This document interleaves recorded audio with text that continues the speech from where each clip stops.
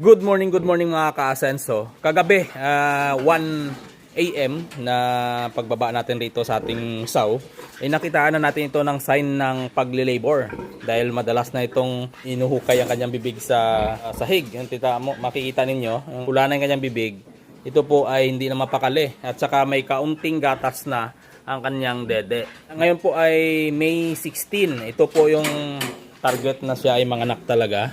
Ito po, may record tayo dyan.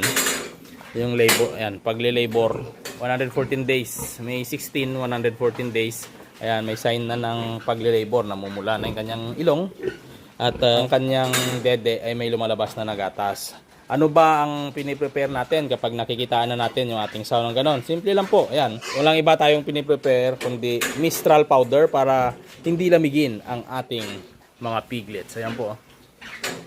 Ayan, Mistral powder. Walang iba, alcohol. Ayan. Pantali sa pusod in case na dumudugo. Pero pag hindi dumudugo, hindi kami pumuputol. Ito, pamputol ng ngipin. Ayan. At pusod na dumudugo. Yan lang, piniprepare dito. Wala nang iba. At saka pag after mga anak naman ng inahin, Sustalin LA at Super 4 B Complex. Ayan po. Update ko kayo mamaya. Ngayon po ay 6:35 na po ng umaga. Hindi tayo nakatulog ng maayos dahil maya tayo sumisilip. Katulad yan, may sign na ng pagle-labor. Hindi na mapakali ang ating saw. So possible, hindi ito abutin ng hapon. Ay mga anak na ito. Target ko hanggang 12 PM lang today. Ay mga anak na ito. Ayan o, laki na ng kanyang ari.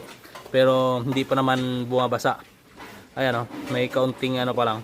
Mamaya, pag nagbasa na ang bolba niyan, ay lalabas na kanyang mga anak. Ayan po, yung gusto niyang puhapan, may kunting gatas na po sa loob. Ayan o, may gatas na pong lumabas. May tumulo na isa.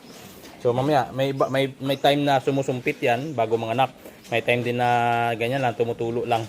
114 days. Ito po ay ika-8 parity na niya. Possible ito, mga anak ngayong umaga ito. Hopefully natama yung ating target. So, iwanan lang natin ito sandali dahil may meeting tayo. Sa mga nagtatanong kung ano dapat ihanda kapag nakikitaan ng sign na mga anak ng kanilang saw, walang iba mga ka-Asenso. Mistral powder. Ayan po, Mistral. Ayan na po. Ayan, marami tayo ditong Mistral. Ayan. Ayan. Tsaka ito. Para saan ba yung Mistral? Ayan po ay para maiwasan ang nalamigin ng ating mga piglets. Ilagay natin sa pusod na dumudugo para hindi po ma-infeksyon. Lagyan natin yung bulba ng ating saw kapag ito ay tapos ng mga anak para hindi dapuan ng mga bangaw at hindi itlugan para hindi magkaroon ng uod. Ayan, hanggang dito na lang mga ka-Asenso. Maraming gamit po yan.